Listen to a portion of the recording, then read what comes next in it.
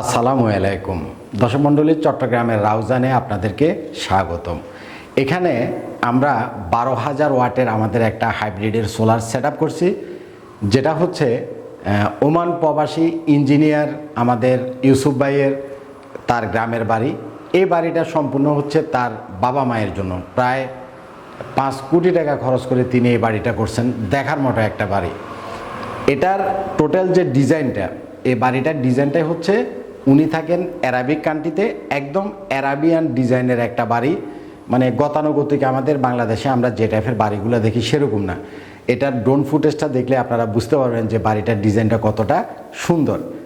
তো এটা duplex house. এখানে নিচে রুম আছে, উপরে রুম আছে, সব মিলে রুম আছে প্রায় 10টা।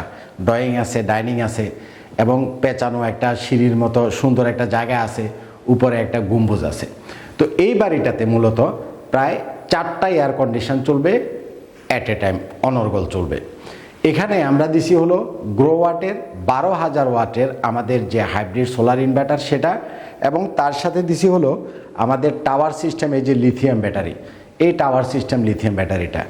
এই লিথিয়াম ব্যাটারিটা 16 কিলো ওয়াট, মানে এটাতে স্টোরেজ করে রাখা যায় 16,000 ওয়াট।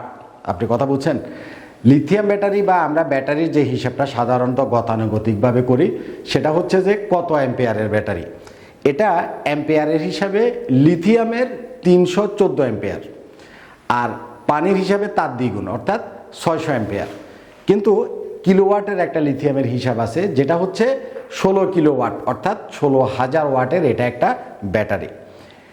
এটা যেহেতু ডুপ্লেক্স একটা হাউস, এখানে অনেক লাইট আছে, অনেক ইন্টেরিয়র করা ছোট ছোট অনেক লাইট আছে, ছাদে লাইট আছে, গার্ডেন লাইট আছে, তারপরে ফ্যান তো প্রতি রুমে রুমে আছে এবং এসিও প্রত্যেকটা রুমে রুমে আছে।